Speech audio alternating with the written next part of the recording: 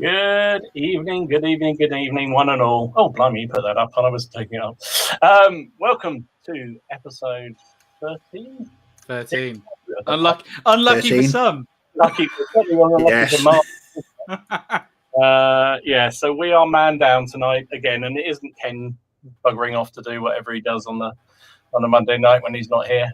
This is poor old Martin's got a bad back. He put his back out over the weekend, and he can't sit down. so the idea of sitting talking to us folks for 2 hours wasn't something he was able to do, unfortunately. So no. Sadly, we have no Martin. So we'll send our best wishes to him, and we'll find other ways to blame him for all the fun and games.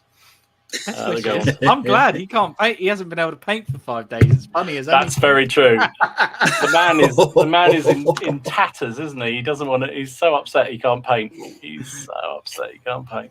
Oh well. So welcome, folks. It's me, Dom from Boots on the Table with Gamer Dom, and we got Ken from Miniature Wargaming Warriors. Oh fucking hell! You said it right. And Steve from On Point HQ here with you for our normal Monday night shenanigans. How are we doing, folks? How are we doing, Steve? Good week? Good. Very well. Yes. Very short week. This will be my third 4-day week in work, so I'm quite happy about that. Nice. Strategically planned and all that. But yeah, it's been good. Nice sunny weather. I'm quite happy. Oh my goodness. There we go. There you have it here first. Steve is happy this week. Well done. Good stuff. How about you, Ken? You doing well? Yeah, I'm good. So managed to have a good week so far, and I'm off this week coming from work. I'm back next Monday, so I've got a week off. So very much looking forward to that. Hobby time a go. So what have you been working on? What have you been working on, Steve? Anything exciting? I think your polls. Yes, they're done. I've finished. You're saying it's completed now, this whole army? It's completed. Yeah, completed. 970 points of Polish Airborne goodness. And they may... I'm maybe going out on a limb here, but this may actually be my favourite bolt-action army that I've painted. Just loved every minute of working on these. They were just... You work. Sometimes you work on a project and you don't want it to end. Mm-hmm. This was it. It was just enjoyable. It had everything. It was there's history in there. There's kit bashing, conversion. There's camouflage. Yeah, it had a bit of everything. Great value for money as well, Steve, isn't it? 40 quid for the whole box or something. Yes. Yep. Oh, I can't show so that is the starter box and one infantry box. So the best part is 60 quid, but I've got loads and loads of spares left on, which I have plans for. But that is it. That is the entire project done. 900 and what was it? 970. 70 points. Wow. 970 points. 10 odd ice, all veteran. Cannot wait to use it. I really can't. That is going to kick some bottom out there. That is for sure. That army, very nice indeed. It looks lovely, nice. Steve, mate. It does look lovely as well. Cheers, mate. It's your officer there. I mean, that may be a certain character we recognise from the film. General Sostrobolski, isn't it? Yes, it is. Actually, I put this quite funny. I put it on Twitter, and there were quite a lot of people responding, taking a piss out of Gene Hackman's accent on it. About the Germans. But no, with that, I did spend a little bit of extra time to make that a sort of standout figure because it warranted it. Very, very special character, very special guy.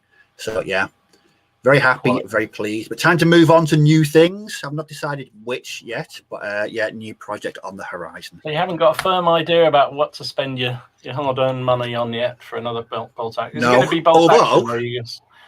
Well, I don't want to sound enigmatic or something like that. but tonight I am starting a highly top secret project that will not be revealed to anybody for many, many weeks. It's something I've not painted before. Well, not even us. Something.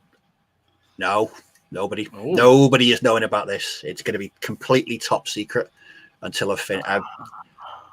until I finish, I'm aiming to complete an entire army of it. It's something I've never painted before.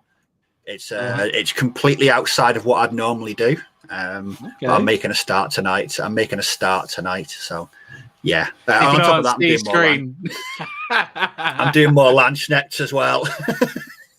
Do you know that if it was Ken, we'd know within the first 10 minutes of what was going on, what he was working on. He's absolutely fit at keeping surprises like that. I'm bad, and I just get too excited. That's the problem. This is something I've been meaning to start it for, I know, 3 or 4 months. I've had this sort of like an itch to do it. I don't know. I'd put it off, but I ordered a few things over the weekend. They've arrived today, so I'm doing the prep tonight and a few test models, and hopefully it will go well.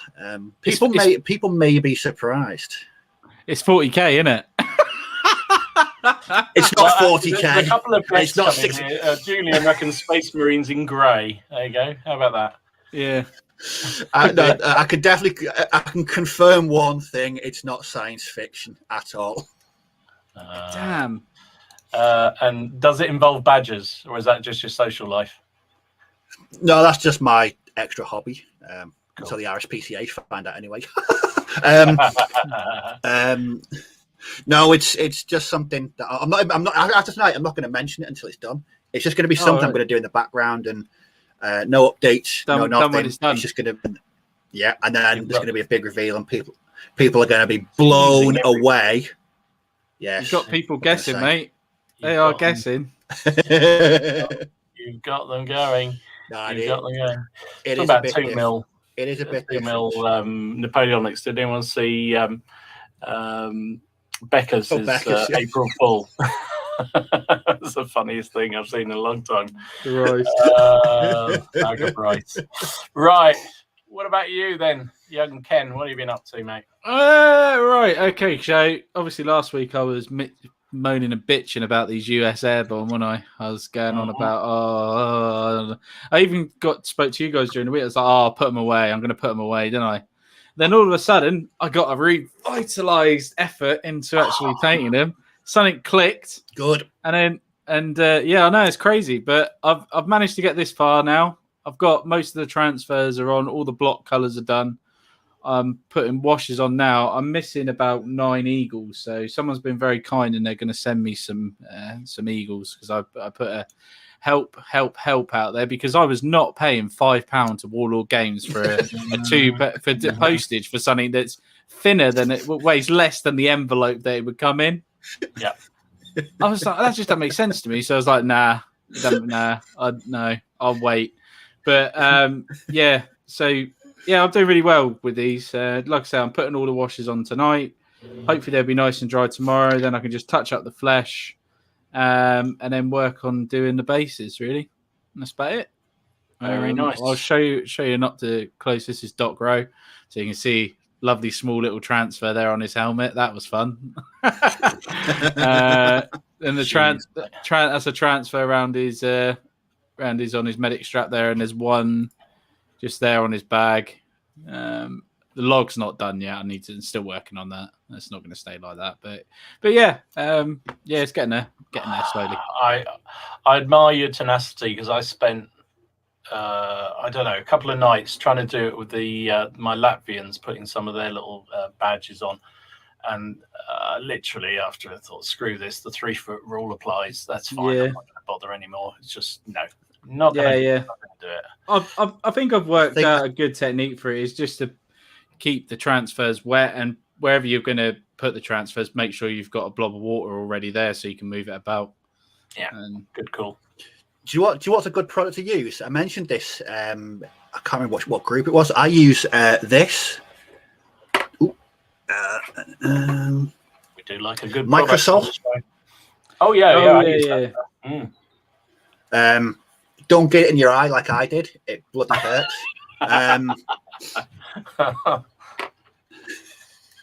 There's the blue one, isn't there? Which one of them makes them pliable and allows it to move around really easily, and the other one hardens it up, doesn't it? I think. Yeah, the one I used is the red label one. It makes it sort of it gets rid of that kind of the shiny outer edge. Yeah, and it's much more malleable. So you can just use a brush then to sort of carefully brush it over. It's great for if you've got curves or angles. Yeah, it's really good. Yeah. Yeah, it's actually not great when you spill it all over your table, which is what I did with my one. So yeah, it's all cool. Dear. It's quite a lot of liquid. Glad it's not me that's messed up with it. Yeah. On the positive side, every single transfer I had was nice and pliable. Unfortunately, it's all over the table. There you go. Yes, that's a sad thing. But no, apart from that, that's pretty much it. I haven't done anything else. I've been looking into some Middle Earth stuff because quite interested in that. Obviously, I've got Middle Earth stuff already, and it's just like once this is done, what do I move on next? I don't know yet. I haven't made my mind up. I'm sure you'll come up. What's happening with the ECWs? You've not started on them yet? No, I haven't started on them, but I'm thinking I might run 2 projects side by side this time. Good plan. So instead of just doing... I tell you what, every man and his dog seems to be painting ECW at the moment. Every group I go on, people are painting ECW. It's like it's had some kind of like resurgence recently. Oh, you know why? It's Martin's fault. That's all it is. It's Martin's fault. He's just him and all the guys who are doing that now. It just seems to be so popular. Yeah. Anyway. Yeah. Talking about Martin, he actually did do something before his back broke. He's just trying to put me to shame. He made a start on his 16th samurai. What a bastard he is.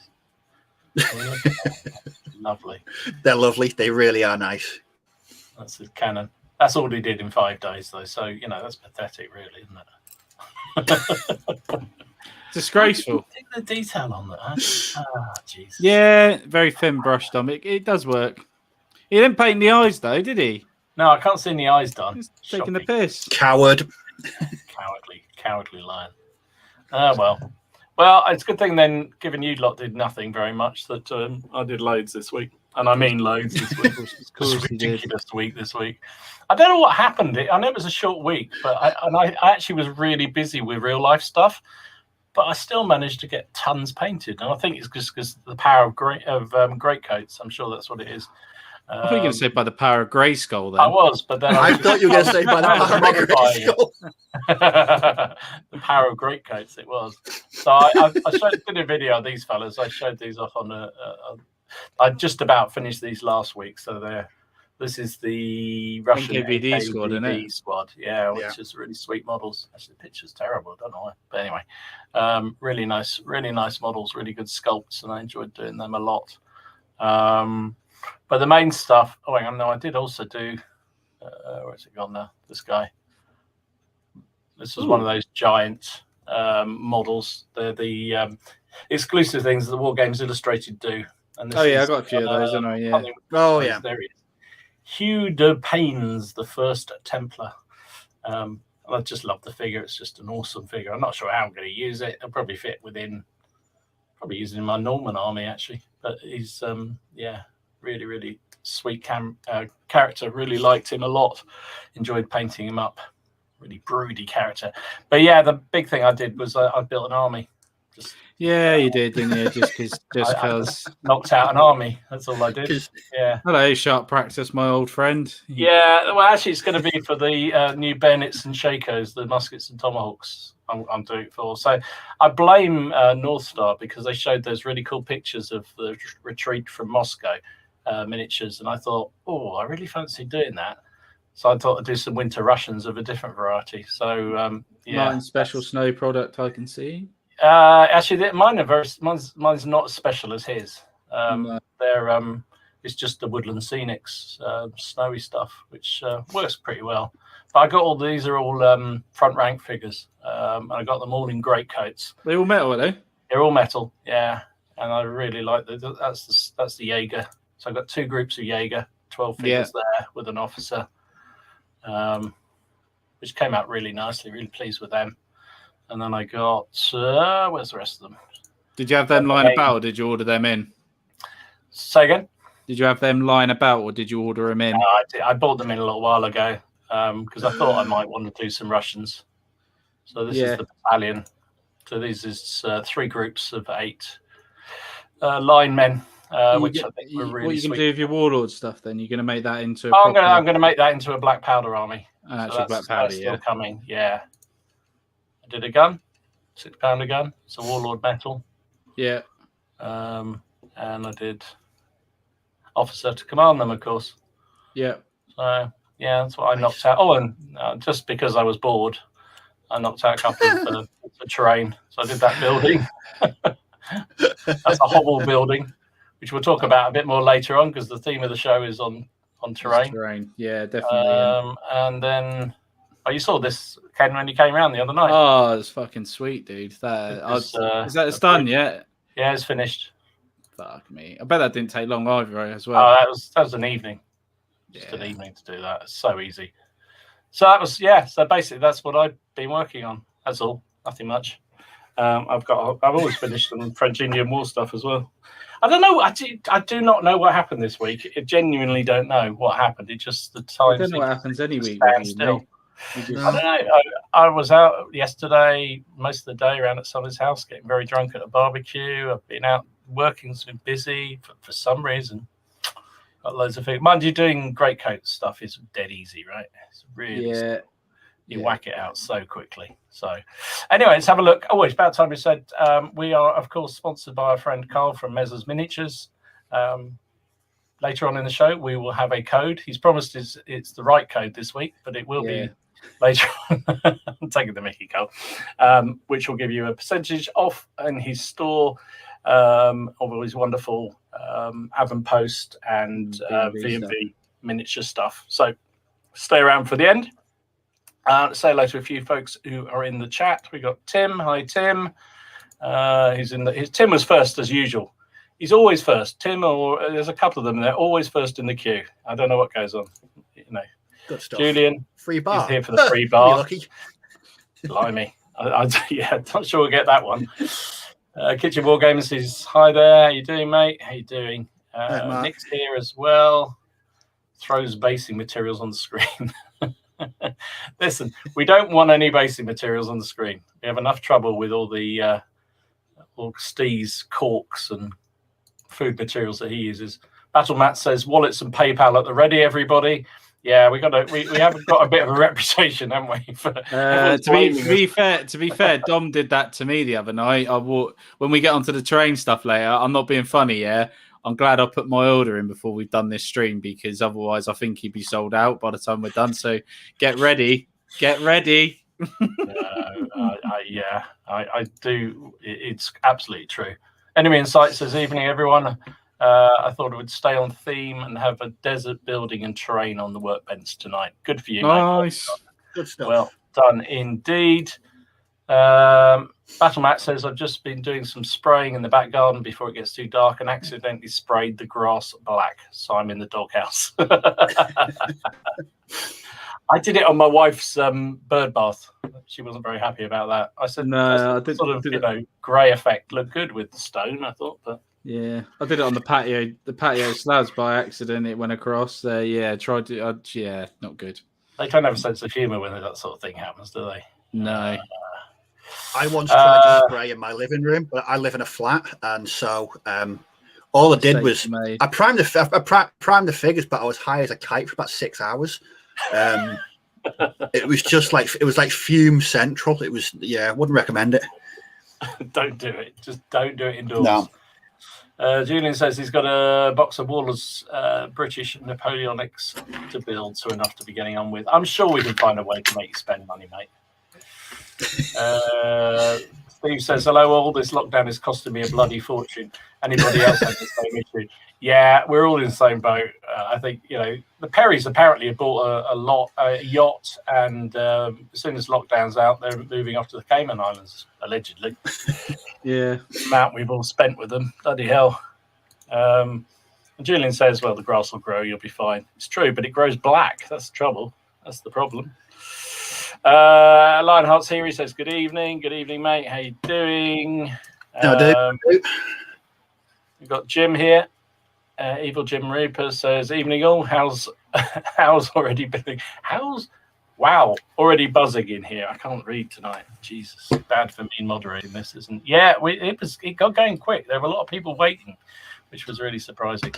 They've got nothing better to do. Mind No you, idea why. We'll all be out soon, won't we? We'll all be out. We're allowed soon, very soon. The gaming shops will reopen. Make sure you head down to your gaming shops, and don't forget the mail order ones, obviously, as well, because Carl and stuff and Jim need the business. But make sure you get down to your local shops because they will be hurting. Who's we got? Carl's in the house. Hi, Carl. Welcome. Matthew says, "Evening. Not sure I should have this on with this subject." What's he got on? What you got on, mate?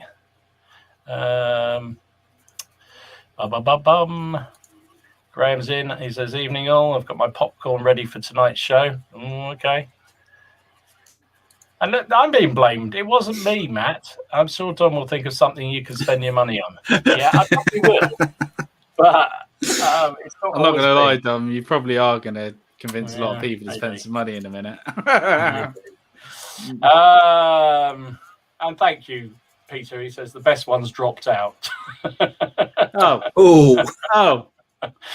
So that's a yellow card for Peter. We'll just say that one. And he's saying quite a good question tonight. Good evening, Ken, Dom, and Steve. Hope Martin's illness isn't too serious. No, he's just put his back out. He's put his back out, and you can't really. I say just because it's bloody agony. You can't really sit down at the keyboard. Class how he did it as well. He sneezed. He sneezed. Yeah, he put his back out sneezing. Yeah. Well.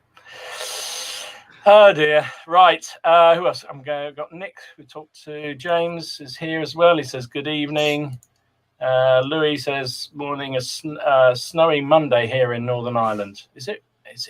We had snow actually it sleeted for about 5-10 minutes here, and then the sun came out and it was bloody gorgeous again. It was really weird. Really weird day. Julian's already on the beer. Good for you, mate. I wish I was. I had a bit too much last night. I'm gonna hold off for a minute. All the sixes are in. He says, "Evening all, evening mate." Tony the Tiger, or Tony Tiger says, "Evening all." He's here. Yeah, Martin is getting old. That's his problem. Yeah, he's only 45, isn't he? Yeah, I know. Bloody ancient. Steve says, "I've just bought some 15mm World War II US Paras, and I've no idea why. I don't play Americans." 15mm? He's always on the 6mm. What's going on? Come to 28mm, Steve. Maybe his eyesight's going. Come on, Steve. Come to 28mm. That's what you want to do. Travis is in the house. Hi, Travis. How you doing, mate? Travis. Well this morning for you. And it started already. Apparently, Martin is a 40k tournament. I heard it was Age of Sigmar. Age of Sigmar, yeah. So I heard it was Age of Sigmar. So he does like a bit of magic, doesn't he? So I'm going to say Age of Sigmar. Yeah, 40k is more my sort of thing, isn't it? So he models himself on the elves, doesn't he? I think from what I've heard. Leslie's in the house. Says evening all. I'm going to pay for that one, aren't I? Niall says evening all as well. Hi, Neil. Niall, sorry. And Andrew's here as well. Evening, chaps. Blimey, we got a fiddle. Evening. All the sixes said, did Martin put out his back lifting his lead mountain? No, it was a sneeze. It was literally a sneeze. Yeah, just literally a sneeze. Probably multiple.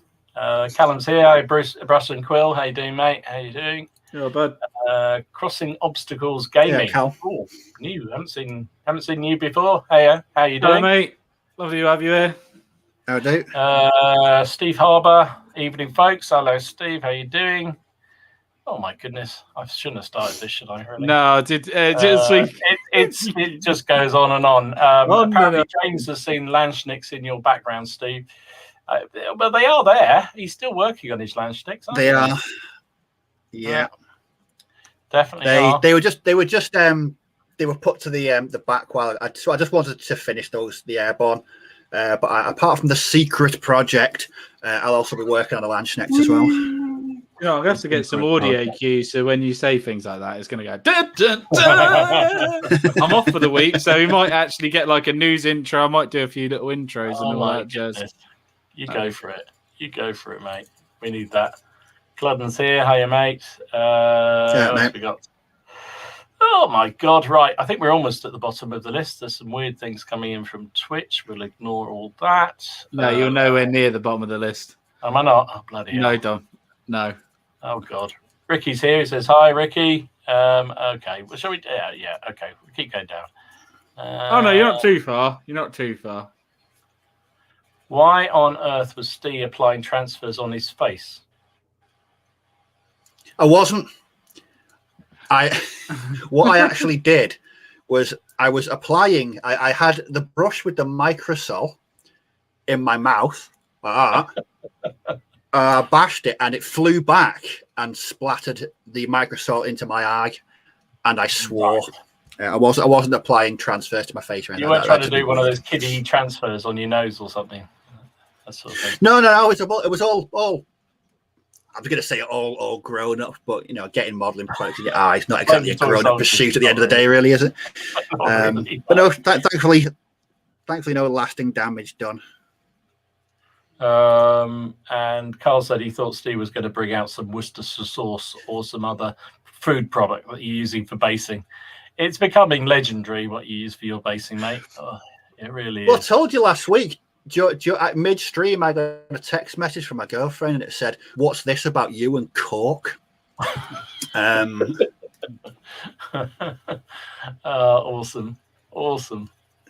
Trying to explain that.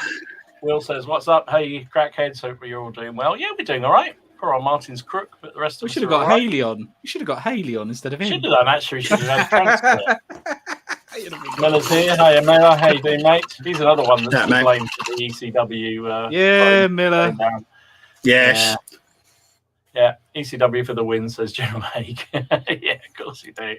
Miller, ECW. Whoop, whoop. Yeah. Let's see. Let's keep going down for a bit here. 5 minutes from myself. 5 minutes. There we go. Sorry, we're a bit late. Oh, right. It's about time. That's a really good username, that one. It's 5 minutes to myself. Yeah. As if you're ever going to get that one. Who else? Oh, blimey. Mark's back says, "Evening all. Extremely sympathetic for Martin of a bad back, and it's awful, especially if you can't paint. I'll have to beer on his behalf." Yeah, that's all we can do, really. Yeah. Just drink the cream, really. Sympathy. Right. Anyway, I think that's enough of that. Thank you very much for all the comments. Nice to see so many usual faces or usual names anyway. And new, isn't it? And new. A few and new, yeah. Welcome. And as I remember it, thank you to everybody who watches this on playback, on the record, because we get a lot of people who come in and watch it after the event, we know. So thank you, everybody who does. So tonight's discussion was around, hang on, I'm just going to say Travis's question here for you, Steve. He says he's still waiting on Steve's Badger Army. We're all waiting for that. Yeah. I'm in the plotting process. I'm just writing out a war band, and an order will be going in the next couple of days. But yeah, this is going to be a Badgers soon. Keep your eyes out for that. That sounds terrible, actually, doesn't it? Whatever you want to do, mate, it's entirely your own. Well, Lupus has just come in again, just on time to talk about animals. Oh, and Beckus is here. Hello, Beckus. Hey, mate. Right, Paul. Yeah, Good morning to you. Right. Tonight, I thought we'd have a chat about, loosely around terrain and tables and making everything look nice. Because it's funny enough, Ken popped up the other night because he doesn't live that far away and just popped in to say hi. And we just had a quick chat in the garden. And we were talking about terrain and things like that. And it got me thinking about it all because we all spend, some more than others, huge amounts of money and time and effort on our figures. But do we all spend as much time and effort on the terrain that we put them on? And I'm not going to point at that picture you showed last week of that grand tournament with the with the boxing material as terrain. But it got me thinking, kind of for me at least, I don't know what you guys get your opinion on it, but for me, the visual effect of the terrain table and the figures combined is what makes the hobby the most enjoyable thing. And yet we don't really not a lot of us seem to spend an awful lot of time on the terrain. We sort of manage with bits of styling, polystyrene hills that have been painted green and a few dodgy plastic trees and a bit of cardboard down as roads in some cases, and yet we have these beautifully painted figures, and it just seems weird. What do you reckon, Steve? What do you reckon? Is terrain everything? Yes, in a nutshell. It depends what you're playing. Yeah. I mentioned before we went live. For me, it's immersion. Yeah. And you spend weeks, months painting, doing your research, making your armies historically accurate and as nice as possible, and then you plug it down on just no scenery at all, or just no piled up. I know they always say when you get into the hobby, you don't need terrain. You can use books, you can use toilet roll holders, you can use whatever you want to use. Yeah. But I think once you're into the hobby and you're invested and you really want to immerse yourself in it, I think terrain it really does aid a good game. I mean, specifically for me for bolt action, I like the table to look nice.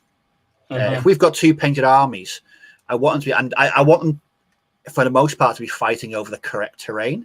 So because me and my mate Ian have got, we've both got jungle based armies. I've got a massive collection of jungle scenery that I made specifically for playing jungle based games in. But I've also got European based sort of generic terrain as well for all the other armies we've got. But there's nothing better. I've always said this, even before you start rolling any dice, once the table's set up and you've got your army set up and you just take a step back and look at it, you think, that's the hobby for me. That is the culmination of all those months of painting. You've got your army down the table. You've got some decent terrain. Yes, absolutely. I'm all with that. Yeah, completely. What do you reckon, Ken? I know you love your terrain. 100%, mate. Yeah, 100%. It's going to be the thing that I focus on when I move, which is now in progress. So happy days. That's going to be the one thing I'm going to do as soon as I move and I've got a place to store it.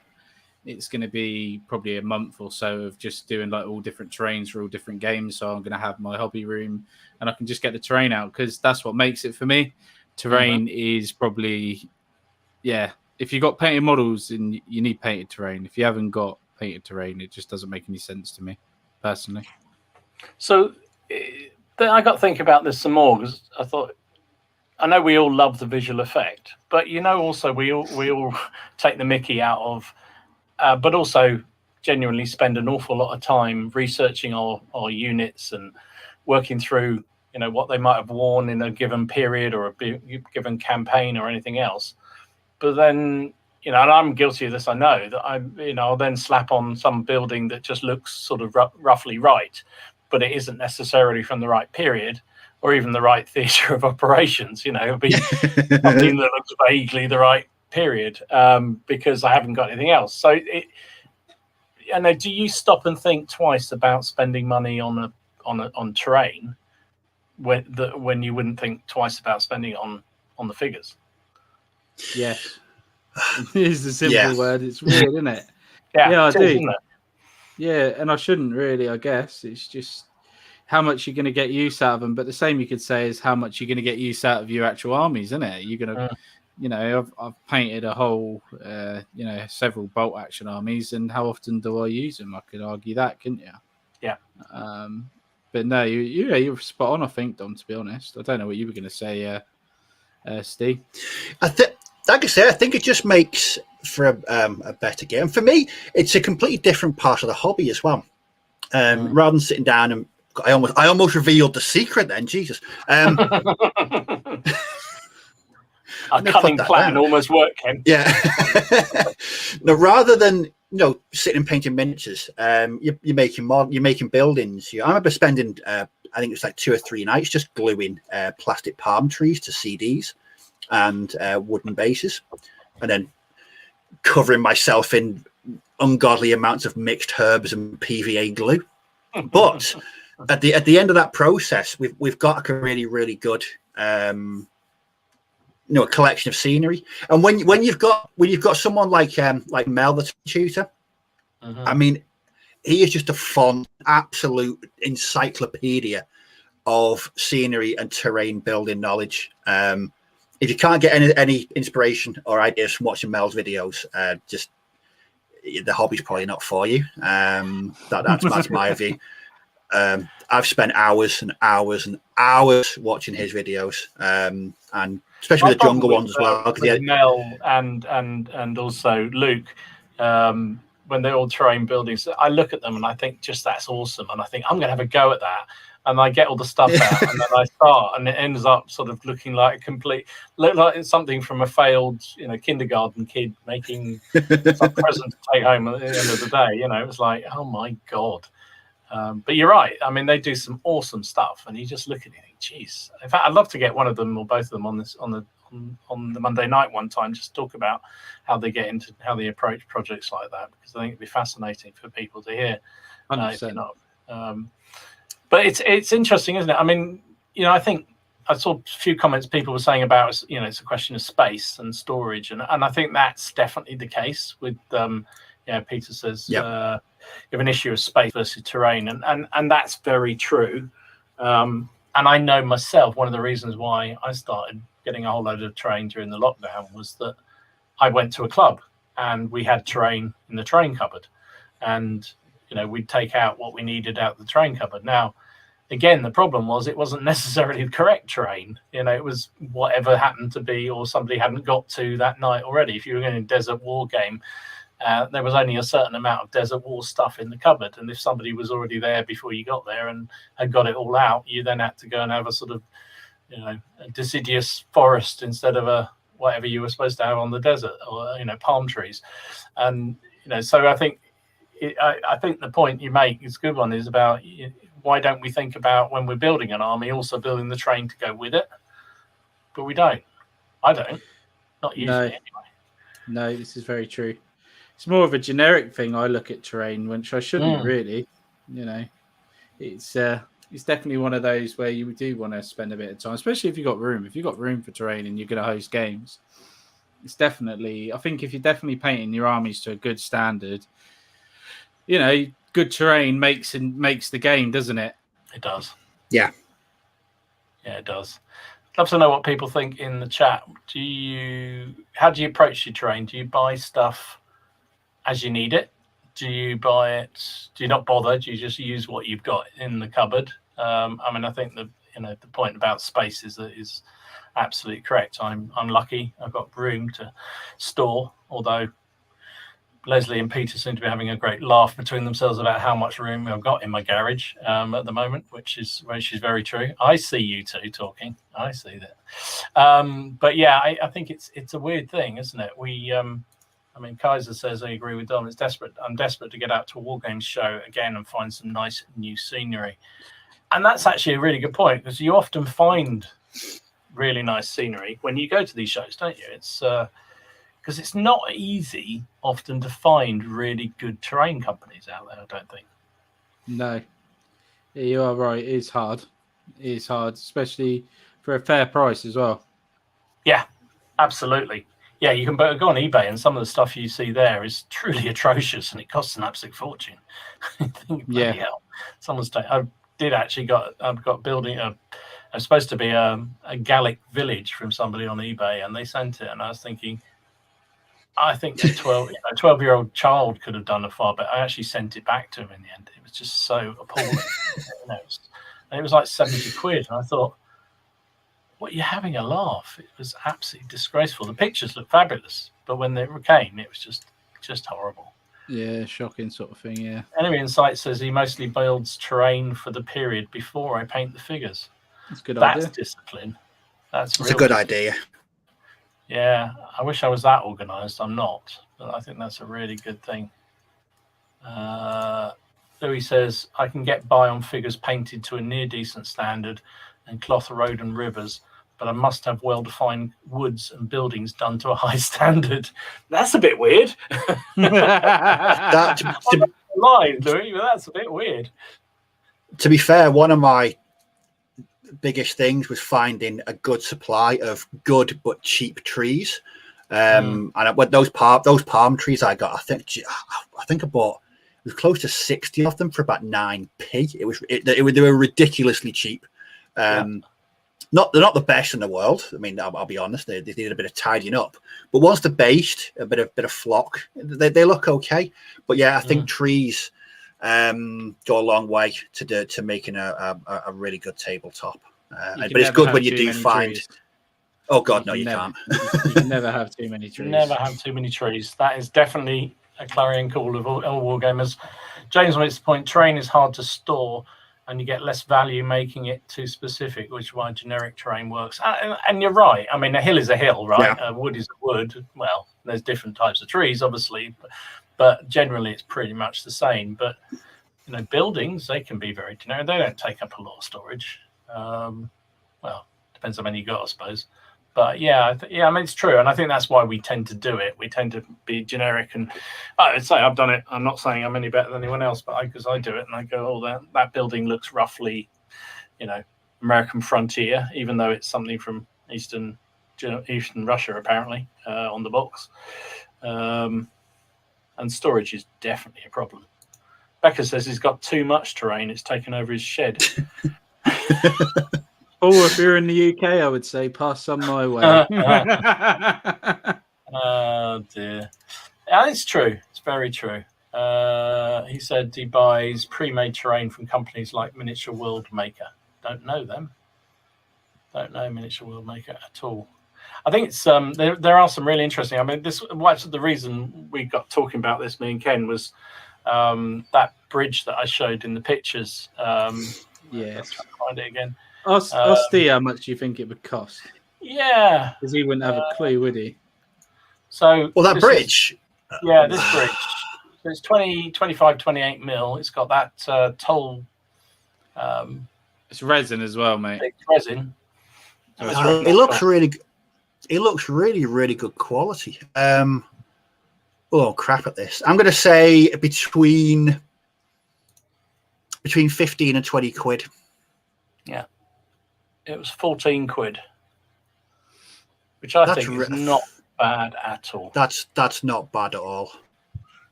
And the thing we were talking about, Ken and I, was that you get all this actually very good MDF stuff that's out there. Yeah. But it takes a lot of faff to put together. It's really hard to paint sometimes, and I don't think that resin thing took me. I think it took me 2 nights, mainly because I had to wait for it to dry more than actually taking paint time, because that was what kept it going. And I think I bought a massive great load from Hovels. So the old time gamers, I'm looking at you, Pete and Leslie particularly. Old time gamers will remember Hovels. Hovels were a company that when I started out gaming years and years ago, they were still around. And they're still going strong, actually. Well, I don't know how strong they are, but they're still there. And they do some outstanding resin buildings and many buildings, bridges, that sort of thing that they do for different scales, 25 mil, 15 mil, 20 mil. 6 mil. 6 mil. Really, really nice quality and actually surprisingly affordable. You were looking at La Haison when you La Haison, and they can pre-paint it for you as well. If you want to pre-paint it, they'll do it for you. Yeah, they'll do it for you. But I was looking at La Haison and Hougoumont. La Haison, the whole set was £74. Yeah, the whole thing was 74 quid, and I'm already on that. And Hougoumont, I'm already on that as well. So, how much was the one that Warlords was selling for La Haison? Can you buy that separate? Yeah, it's like MDF's. I think it was like 200 quid. So 200 quid versus 75 quid, really? Yeah. You get the box set, don't you? The La Haison Star Army set. I think that's what Martin won. That got him into Napoleonics. Yeah, that's what Martin actually won. Yeah, you are right, Steve, 100%. But it was it's one of them, innit? I was just like 74 quid for the whole thing. I was like, and to me, mate, I'm not being funny. I've seen that stuff in the flesh. It looks so much better. Yeah.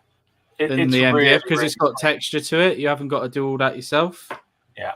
It just looks more natural to me, and I personally. So I was like, I am definitely getting on that. I think it's well worth taking a look. I mean, the only word of caution I'll say with Hobble is that they produce them all individually, so they don't tend to have a huge Takes a stock while. of stuff. So your order can take a little while to come. I think mine took a month, but that's fine. It's coming, so it's all good. But it's the quality I think was absolutely outstanding, and I thought the price point was amazing. Yeah, I knew Peter would say, they say, blimey, there's a blast from the past. Best 15mm bridges you could get. Absolutely. Just high quality stuff. Really, really good. Hobbles do lovely stuff. Small footprint as well, which actually is a huge... that building, the old house I built that I showed earlier, that was, again, another Hobbles one. And it's a tad small for 28mm. But actually to use it on a footprint when you're playing a game and having to move it around to allow you to, if you're playing something like Black Powder, you have a footprint, which is the village, and you want the building in there to represent the building. So it doesn't matter if you have to move it around. So it's really, really cool. But yeah, I was really impressed. No, 100%. I'll tell you what, there is some terrain that I do really like, and don't get me wrong, it's it can be a bit on the pricey side, but I don't personally think it is for what it is. Actually, it's the Stalingrad stuff that Foreground do. Yeah, so they do like the whole apartment block for like, I think it's less than £100, and that's like 5 floors painted stuff, and you could have a battle on it.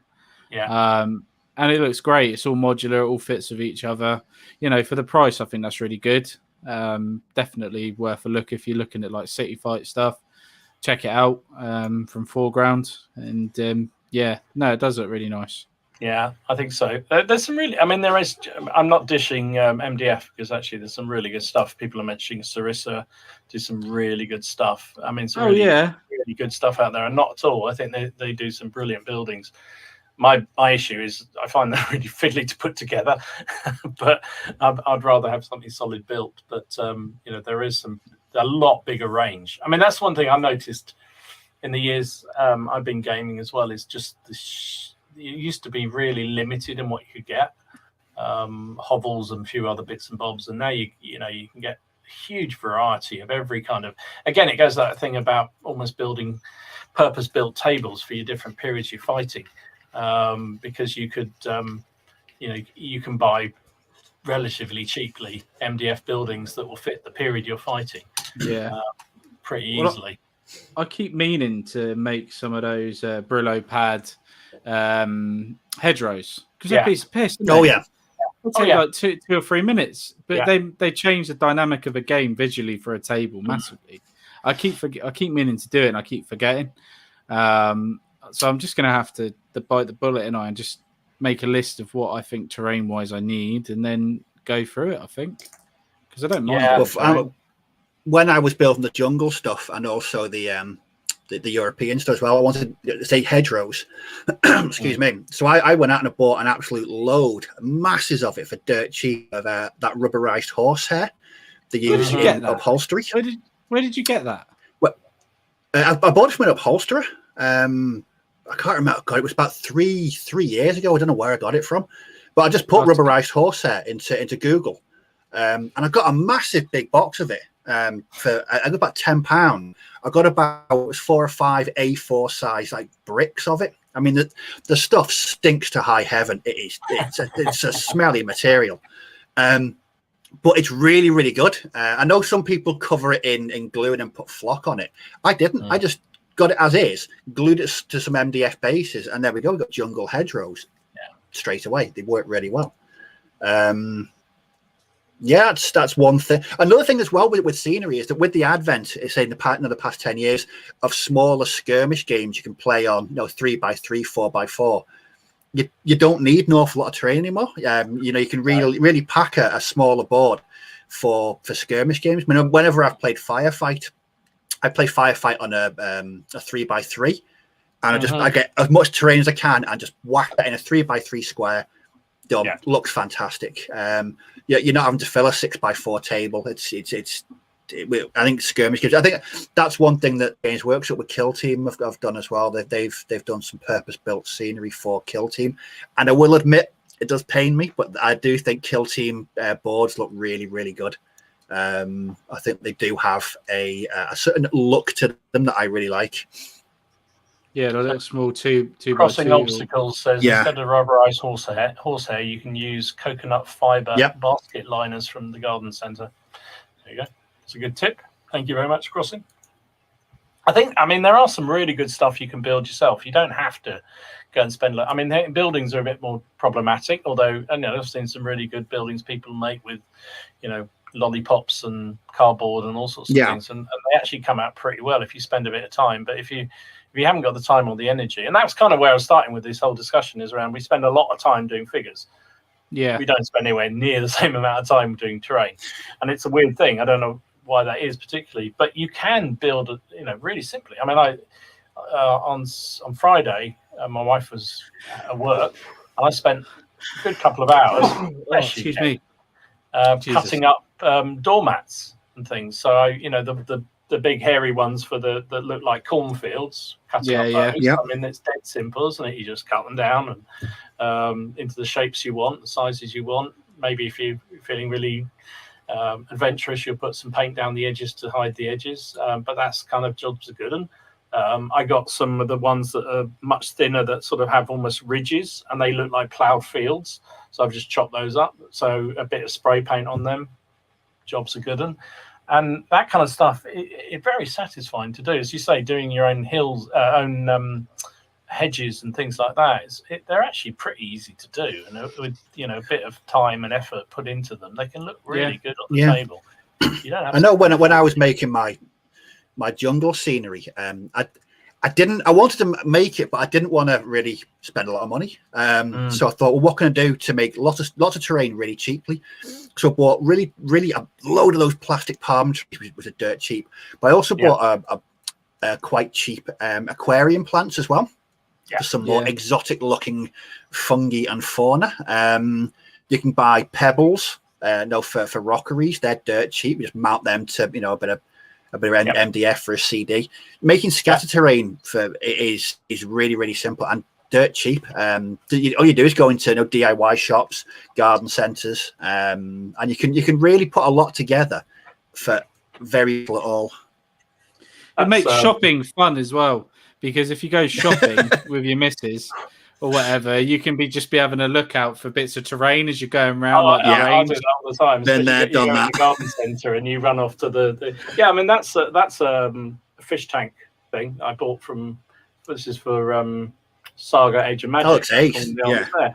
And this is just a fish tank ornament, and I've just literally dry brushed it up and put a bit of washes on it and what have you, and based it up, and it just awesome. It looks really good, and I've got several of that kind of thing that are really good, that are very simple to do, very cheap to do, really, really worth having. That's why I said it's like a hobby in itself. It's like, rather than just going out and buying your scenery en masse, which you could do, it's going to hurt your bank balance, but I think there's something to be said for making it yourself as well. Finding alternative uses for everyday objects. I think that's one part of the hobby I really like. Yeah, agreed. Yeah, I think there are some really good stuff, and it's people are putting in some good recommendations. Carl says Adrian's walls make excellent terrain pieces. Absolutely right. Yeah. Here's one for you. As he says, you'll find creative ideas at garden centres and DIY stores. Yeah. Old school GW, right? Old school GW. Straight away, how to make your own stuff. Wow. Yeah. You wouldn't get that now because obviously they want to sell you a kit. They want to sell it to you, don't they? So no, you wouldn't. It gives you how to make your own stuff, and then you've got how-to guides in the back to make your own castle walls and for Helm's Deep and stuff like that. And my plan eventually is when I move and all that is to do all this, build it, because it would be nice just to have all these nice little bits. But old school GW, I've got to give them credit. Back then, it was one of the things. What's this book from? Absolutely. 2006. There you go. Andrew says he's making wattle fences from tongue suppressors, matchsticks, twisted plant twist ties. Yeah, I mean, it's amazing when you actually put your mind to it. It's so easy to do. and they actually can look really good. I think your point, Ken, is really good. There's a number of those old school magazines that used to show you how to, even things like Miniature War Games magazine used to show you how to do really simple buildings. Mel's got his book out, hasn't he? Mel the Terrain Shooters. Yeah. He's got a book. Here's one. Look at that. See that? Yeah. Nice. That's class. That's made from cardboard. That's awesome. That's a Metcalf model who do railway buildings for model railways. That was about £8. In fact, it might have been cheaper than that. And it's literally just cardboard, and it's absolutely brilliant. That's for HO scale, yeah. Does that say food? Did that say food underneath on the bottom of that? Is that a it's a table mat? Yeah, table mat. Table mat. That's it. Nothing's safe round here. Nothing's safe. Yeah, Glodden makes the point about 3D printing of terrain, and I think that's something that is I know a lot of people make a lot of use out of 3D printers for producing scattered terrain and bits of walls and even buildings. I mean, you build the individual walls on a decent 3D printer or even a half decent one and stick them together, and they can look really effective. And there's some really good designs. I think I've actually got a few that I got from a Kickstarter that's basically every single building from the Waterloo campaign, all the feature buildings anyway, and so you can print them out, and it's fantastic, really good. I think 3D printers are going to come into their own that way. But I was so impressed, and it just got me really interested. The other thing to say, if you are interested in decent terrain, and not that I want you to spend money, although I can see people already saying they've spent money, but if you go on to Last Valley, they do all those fabulous trees, and you used to see them down when all the trade shows in the UK. Last Valley does brilliant stuff. He's got 20% sale on at the moment as well, so you might want to pop over to his Facebook page and have a look. Some of the best trees I think you can get is Last Valley. The walls are very good as well. But Louis says, I called into a pet shop to buy a bag of white sand. You could use an aquarium. There was a 15-pound bag. Couldn't buy it, and walked 2 miles to the beach and filled a coffee jar. That's how tight I am. Yeah, but you know what? You can do that. You can fill, kids sand. When my kids were younger, they had play sand pits, and that sand was pretty good. You just dry it out in the oven. Don't let the missus see you doing that, and don't touch it when it comes out. If there's any bits of rubbish in there, make sure you take them out before you set your house on fire. Apart from all those caveats, it's a really good thing to do. It works beautifully. What have we got here? Carl says, Steve, a.k.a. the Cork Whisperer, can magic a terrain piece out of a beer mat. That's very true. Yes, I probably could. I'm a challenge now. Oh dear. Yeah, Becca's the same as me. Funny how we spend a fortune on figures and paint, but we skimp on terrain. It's very, very true, and I understand the space thing. I understand it just is that weird thing that I just find it very strange, and I'm the same, always the same. Yeah, but you made it a really interesting point. People get held up on buttons and shit like that. But do they get held up on so much about the terrain? That's the interesting one, isn't it? No, and actually this gets me onto Pete's little question of the week. He sent one in this week. Remember, if anybody's got any questions, either ping us on the email or put it in the chat or in the comments. He said, my question is, why do we base our figures with totally inappropriate material? For example, knights on horseback in thick grass. Most of the scenes they would have fought in would have been thick, churned mud, etc. Because it looks fucking awesome. And it does look awesome, but the same point is it's a similar sort of thing when you've got all these different nice mats and terrain features on your thing, and then you got figures that are based up for one system that's completely different. It's like bringing your snow-based troops out to fight in the sand. Desert, yeah, in the desert, yeah. Like, why do we do that? But I suppose you can't cover every eventuality. You can with magnets. You can with magnets. Well, in your invisible basing, you can. Yeah, exactly. But Exactly. it's true though, isn't it? But I guess I mean, I don't know, you're the man with basing, but for me, I almost have in mind a scenario when I'm basing. It's like, oh, I'm basing Peninsular troops. I'm thinking, well, it's kind of sort of fairly sparse ground with a lot of rocks in it. So that's the sort of terrain I'll base them on. If I'm doing something for, I don't know, jungle troops, then I'll get some of those nice little grass seeds to stand up that they, makes them look like they're peering their way through jungle grasses. You're not thinking about the table, you're thinking about figure setting. For me, it's, and I think I mentioned this before, what those SAS sort of LRDG that I made last year, I did that completely arse about face. I thought of a basing technique and then thought of an army I could put them on. And so it was a bit of a choice between either SAS or Deutsche Afrika Korps. And I really like the sound of the SAS because it had some jeeps and trucks to it. So yeah, that was a project where I did the basing, or had the basing idea in my head before I even bought any figures. I knew what I wanted to do with the basing, and then I built an army around that. But for me, basing, it's the rule of cool, isn't it? I can't say it's it is. I mean, it's if it either looks cool or it's thematic. I mean, I've made some insanely, stupidly large bases. Really? I've never seen them. That would be really, really restrictive on the tabletop. Some people say about the way you've placed them, they're going to get hit by a template and they're all going to kill them. But I don't care. I do not care. As long as it's good. They could be smashed into oblivion in turn one. I don't care. As long as the army looks nice. Rule of cool.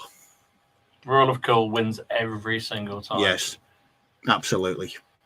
Because James makes the point, clear basing. Seen loads of good examples of it, and they can look amazing, particularly for a board game minis not seen with rank of file yet. Yeah, but then you've got to have good terrain. So you've got to have decent terrain underneath it, haven't you? Yeah, absolutely. Yeah. And also, I think they can look really untidy underneath. I know you don't really see underneath them, but I've got some of my ships are based on plastic perspex sort of bases because I thought it stops them falling over. Those Napoleonic ones fall over so easily. Oh yeah. But the trouble is, when you have to super glue them on, obviously, and then underneath it just looks really messy. And also, you've got to be incredibly neat because if you splash the glue onto any bit of the perspex that's going to be visible from the top, it ruins it. And of course, you can't then get it off again. So yeah, but I don't know. I'm with you, Steve. I think I have in mind again. I suppose it goes back to what we were talking about earlier about the terrain features. If you have a table set up that's sort of the right look and feel, then the basing you've done for your figures probably has the same sort of. So it shouldn't irk, should it? It shouldn't. There shouldn't be any conflict there because if you're like to your point with the jungle stuff, your troops are all based to be in a jungle. Your terrain is largely jungle, so there shouldn't be any disconnect. I guess where you see it, if you go around to some of the competitions, you'll often see, completely wrong armies. No, don't get on the stylophone again.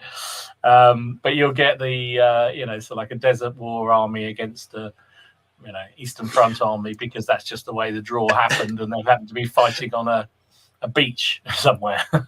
I don't want to bring up what we were discussing last week about that specific tournament, but that's a question in itself.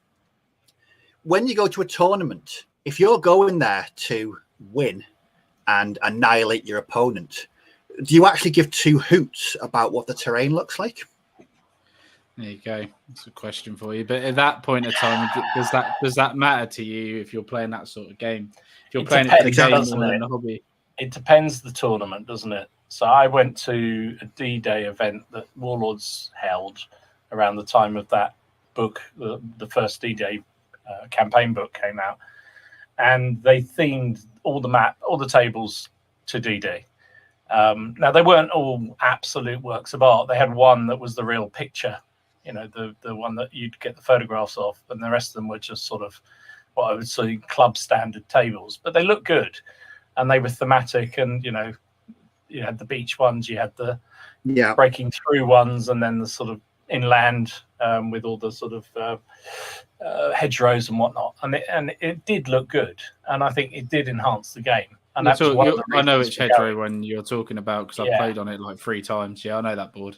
It's It's great fun, and that's nice, isn't it? I mean, that's a visual treat for when you're going along. And one of the reasons for going was because of all that.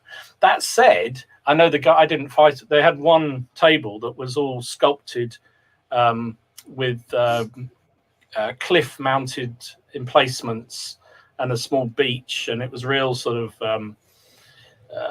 properly modelled. Was that a 6x4? Yeah, it was 6x4. Really neat. That might actually have been one that Mel the Terrain Shooter did.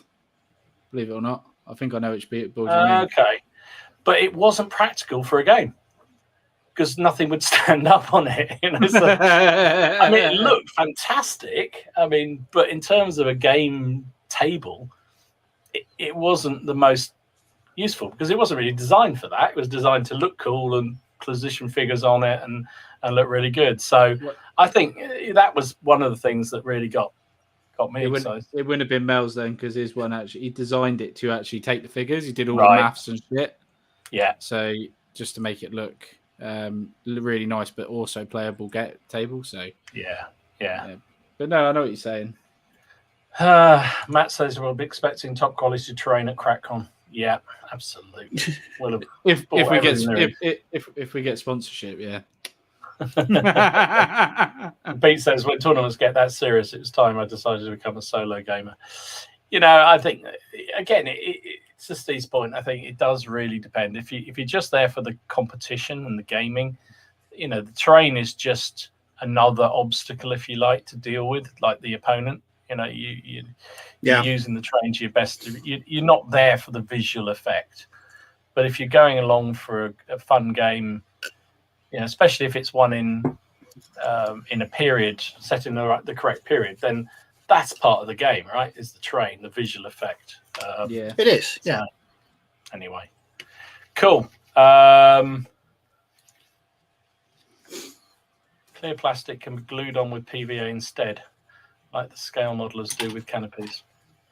Possibly. I'm not going to rebase them now, mate. I'm sorry. They're knackered. Alternate troops over turf. I think they're back on your turnip troops again. Right. Anyway, let's move on. I think that's enough of that talk. Thanks. If you have any thoughts about terrain, really want to hear from you guys. I think there's been some good suggestions. James says the guys at Beasts of War do some fantastic bases. I really like their ideas of rubble mixes, scattering them onto the table to blend into the terrain and the mat underneath. Yeah, I like that idea. I think that works really well. It's a bitch to clear up at the end of the night, but it's really good. Just to mold the different the effects. General Haig said the latest mats you can get are very nice, but a bit too 2D for me. I like teddy bear fur and then paint them to match the basings. Yeah. I think again, we could get on a whole discussion around mats. I mean, there are some outstanding mats out there, really, really good. But so I'm not a big fan of like 2D mats. You like the furry ones as well, don't you? Yeah, well, you've got one up there now. I know you dropped one in on me. Did you roll? Did you roll it out? Have you had a look yet? Not yet. No. I've got kill it. If you're interested, it's a killing field terrain one, so it's come from the States. I've got 2, and I've taken because obviously I play up Dumbs quite a bit when we do. I've dropped one up there, so it needs to be flattened out for a bit of time. So Dom's gonna unreel it, but it's got the static grass already on it. So that I quite like that. I don't like a flat mat with just printed stuff on it. It's not my cup of tea, unless it's a C. Yeah, So I quite like. I don't mind the printed ones myself, but each to their own. Each to their own. But That's it, obviously isn't now it? got It is each to their own, isn't it? It is. This Yeah, is it the is. thing, Yeah. It is. And I think also it comes down to storage, ease of use, that kind of stuff again. Yeah. Your one's kind of cool, but it's going to be a bugger to store. Whereas the cloth ones, you just fold them up. Yeah. In all honesty, it's once it goes on the table, just put the other, because it's so good glue, just put the other mats over the top of it. Yeah. So just once it's down, just leave it, and then just put the other stuff over the top. Because it's 6x4, isn't it? It should fit. Yeah, it'll be fine. It'll be good. And General Haig says, yeah, he's got a Mark 1 Killing Fields, super nice. Another fan of on all sixes as well. Killing Field mats are brilliant. Good for all scales. Yeah, Lionheart's the same as me. Geek Villain. I love their mats. Really, really cool. Really, really cool. And I did a giveaway, and Lupus won. So he says, Dom's battle mat. It's true. I did send him one. Anyway, right. What are we going to talk about? Oh, yes. Let's talk about some of the stuff we've seen. Any hobby news that we've seen. Just a reminder, we're sponsored by Messrs. Minis. Minis.co.uk. There'll be a code later in the show. It's a new one this week. We'll give you 10% off Coles.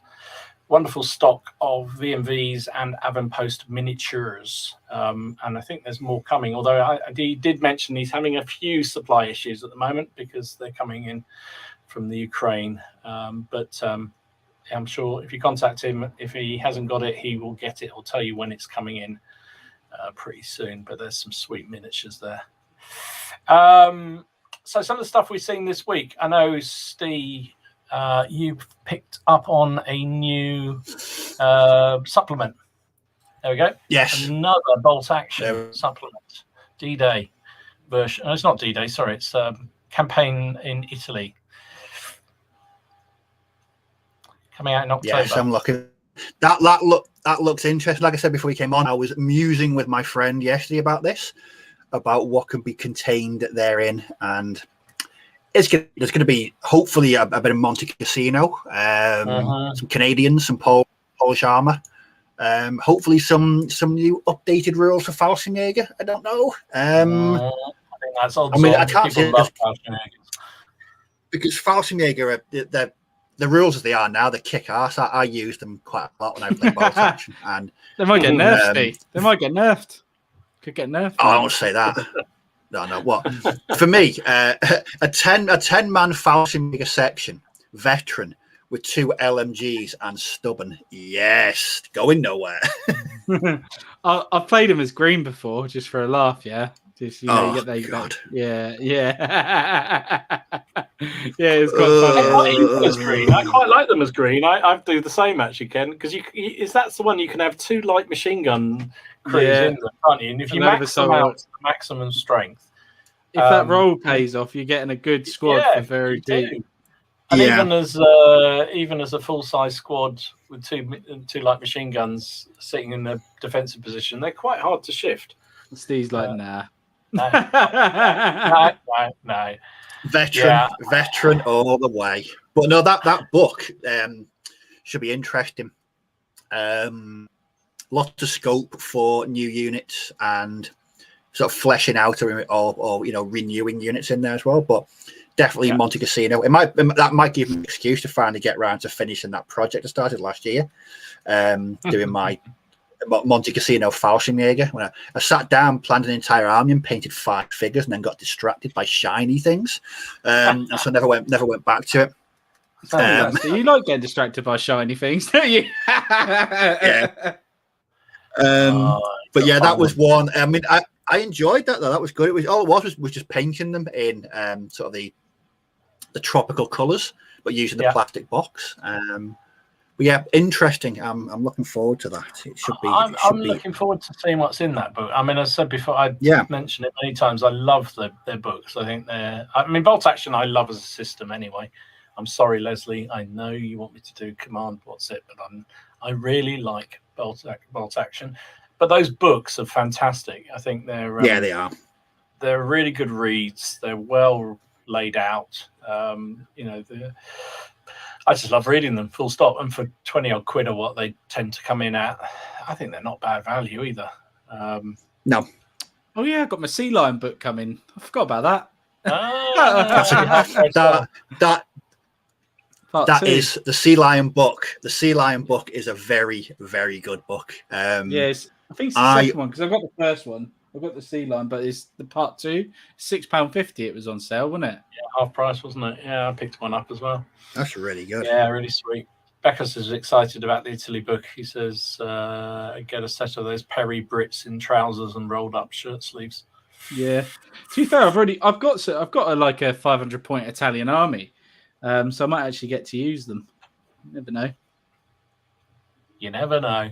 Oh, stand by your beds. Leon's in the house. Hi, Leon. What time do you call this, Leon? Mate? Almost done. Jeez. What have we got here? Carl's wondering whether the Greeks will be in that book. Were the Greeks in that period? Did they find no. The Romanians would be in it otherwise, wouldn't they? No, I mean, I always wonder if. I mean, have the Greeks been covered in any of the book? They might be in. They're in I don't know. Minor powers. One of the French minor powers. They're in France and the Allies. Yeah, France and the Allies. Yeah. But I don't know whether they would appear in that. I'm really not sure. But if you ever get a chance to check out Carl's Greeks, they're fantastic looking. Just a really, really good army. Yeah, really neat. Also, like Great Escape have got some really cool Greeks. Yeah, they do. They're early war ones, aren't they? But they look really sweet. I was looking at doing an army for that. The Jens from what's their channel? The German channel does lots of tabletop generals. Tabletop generals. Yeah. He was showing off a Greek army the other day, which looks really sweet. And it's a fascinating period. Yeah, Becca says I did a battlefield tour of Monte Cassino. Great time. Yeah, it's amazing. Really, really amazing. What else do we see? I haven't seen a huge amount of news, but the one that shut the front door. Go! Shaco and Net is available. Well, it's up for pre-sale, so it's going to come out in the middle of this month. But North Star, there's a couple of other companies already pre-selling it. So this, if you weren't aware of it, why weren't you? This is the Napoleonic version of muskets and tomahawks. So it's going to cover. Well, they've hinted at there's bits from Spain, bits from Russia. There's got to be something from Waterloo campaign in there, I should imagine. But it's really, really good. It looks fantastic. Can't wait to have a go of it. That's why I've built that Russian army primarily. But I'm excited about that, Ken. Excited about Napoleonic muskets and tomahawks. Yeah, I can't wait to kick your ass with that as well.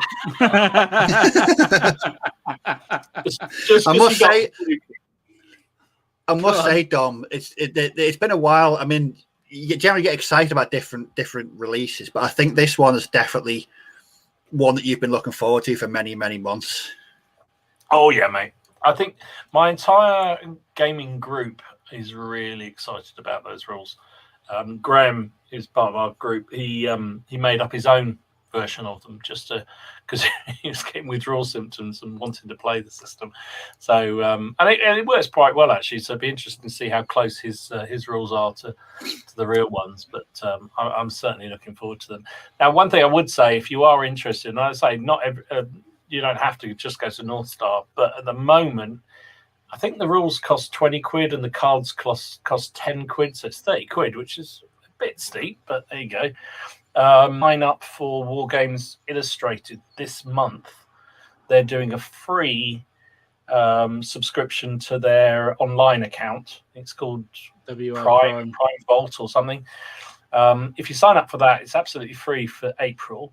And you get a £5 voucher to spend at North Star.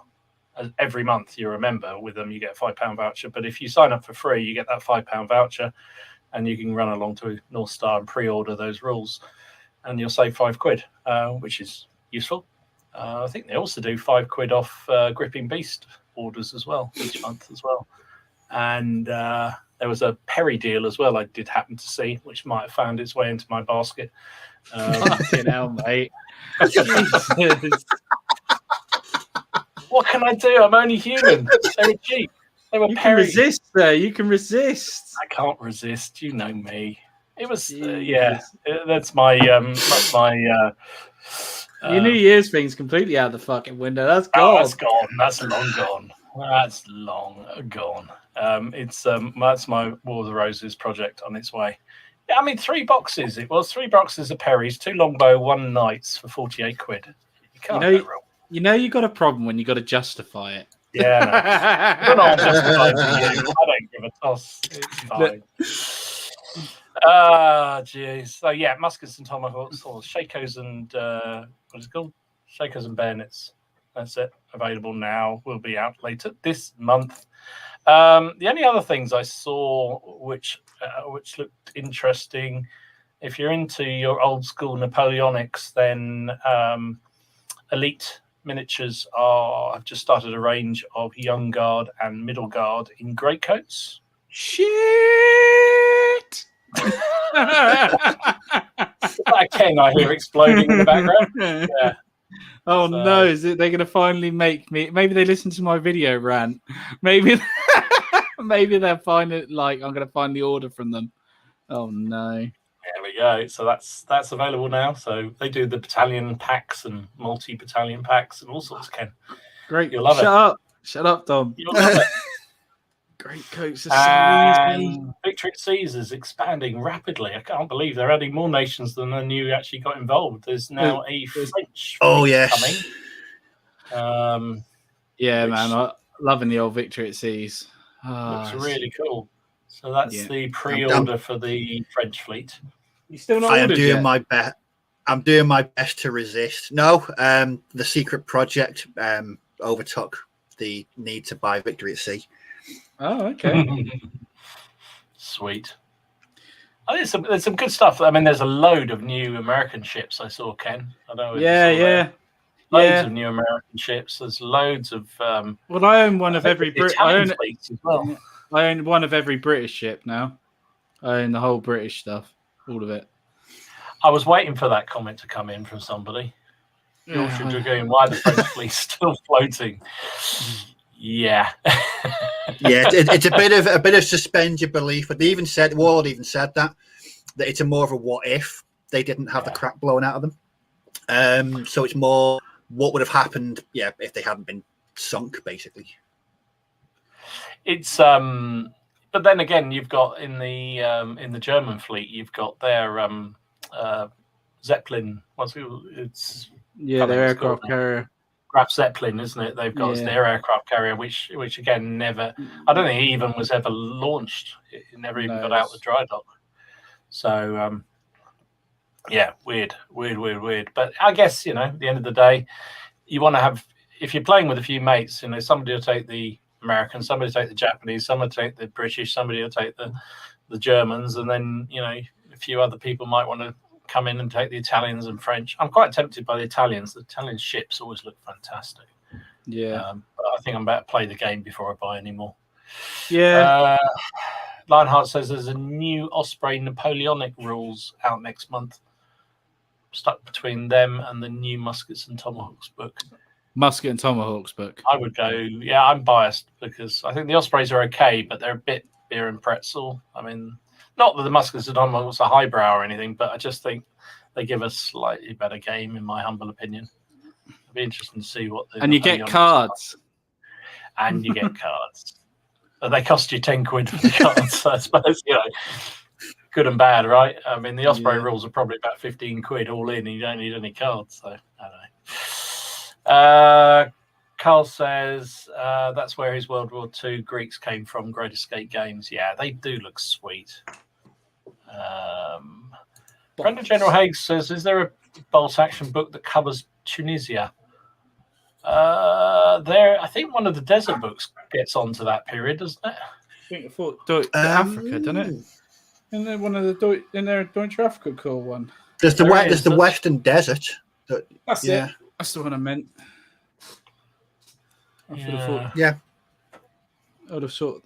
To be honest with you, I haven't got a Desert Army for bolt action, so it's not a book I've needed. Primarily been like European focused, but I would presume it would probably be in that book, if anything. Give me 2 seconds. Yes, I'm pretty sure there's definitely some battles involving tigers and American tanks for sure. Leslie says they might include Crete in Italy, but no, I think, mate, it's late war, so it's the Allied invasion of Italy as they work up the boots. So I don't think Crete will be included. That's too early. There should be some French in there, shouldn't there? The French will be in that book. Free French, maybe. Yeah, French, possibly. Yeah. Did they fight in? Yeah, I'm sure they did. Show my ignorance. I know there were a number of different. I know the Poles were involved. I know obviously the Brits were involved, but I don't know what. There were a couple of Italian sides, weren't there? I think there were the guys that fought for the Allies and also those that fought the partisans, against. didn't you? Yeah, The Italian partisans. Maybe they'll be in that book. I don't know. Interesting. That'd be quite a cool little force, Italian partisans, wouldn't it? Well, remember, Warlords have relaunched all those partisan troops, so you never know. I know they're supposed to be French ones, but you just change the garlic for a salami. No, that's wrong. Whatever, pizza. It's all fine. Pizza. Leslie, have another go at me about bolt action. Leslie, I will. I did. Yeah. Okay. Bolt action, chain of command is just to lift the game into another level as it brings command into the game rather than just plucking dice out of the bag. But do you know what? I actually really like the plucking the dice out of the bag. Sue me. I really, really enjoy that as a mechanic. Works for me a lot. Works for a lot of people, doesn't it? Yeah, I think it's just a cool game. I think sometimes I have only played 3 Chain of Command games, and 2 of them were about as much fun as paint drying, which is probably what's coloured my feelings about that game. But I do promise at one point to have another go at it. Against me, definitely. Yeah. Travis says Duel in the Sun. Was that the one that had the Tunis in? I think it did. Yeah, I think he's right. Yeah, I think he's right. Louis says the Italian ships were feared by the Brits, just handled so badly. Yeah, they were some of the best ships. Biggest navy, wasn't it? Italians had the biggest. Didn't the Italians have the biggest navy? Not the biggest, but what they had a big in the theatre. I mean, definitely there. Yeah, definitely there. They were very effective ships, but they were kept bottled up because Mussolini didn't want to see them damaged. So they weren't as heavily involved and poorly handled, as they say. Yorkshire says, who's selling muskets and tomahawks? Well, I say North Star are definitely doing it. I did see somebody else sent me a flyer for it as well. I can't remember who it was. But there's a couple of companies who will sell it. You look out. I'm sure there's plenty of places. But North Star is definitely doing it. Paul's with me. Says Chain of Command is boring. I think you're just winding Leslie up there, Paul. But well done, mate. I'm with you there. What are we saying? I don't know. Blimey, the chat's gone crazy again. That's you've started them off again, Dom. Started them off again. There we go. I can't keep up. And Tim says we played a bolt action style plucking games for Black Powder. Worked-ish. Yeah, I think the system mechanic works reasonably well. We did it for the early version SPQR, which was just so bad, but we thought that was a way of getting some of the activations to work well, and it did work well. I actually think that system is pretty good. On the balance, you tend to get a fair run of goes, but it means you don't have to sit around for ages waiting for somebody else to have their turn, which is good. And Yorkshire says French were in Syria, North Africa, both Free French and Vichy. Yeah, there's one of the books. There's a battle between the Americans and the Vichy, isn't there? Which I always thought was quite an interesting. Yeah, they invaded. I can't remember where they invaded their first invasion. So it was Tunisia. No, it wasn't Tunisia, was it? Where did they invade? The Americans invaded in North Africa, and they went in with the Brits, didn't they? And worked their way down. Yeah, Operation Torch. Yeah. That's it. Yeah. Yeah, that's it. Yeah, because it was their first go, wasn't it? Because they were debating whether to have done a cross-channel invasion the year before. Yeah. And it just proves that they were right not to have done it, because the Americans were very green, weren't they? Their troops were very green. Yeah. Not seeing combat, and yeah, they were obviously against the French. It's quite a weird one, really, when you think about it. I was quite fancy doing a bolt action Vichy, free French army. That'd be quite fun. Yeah.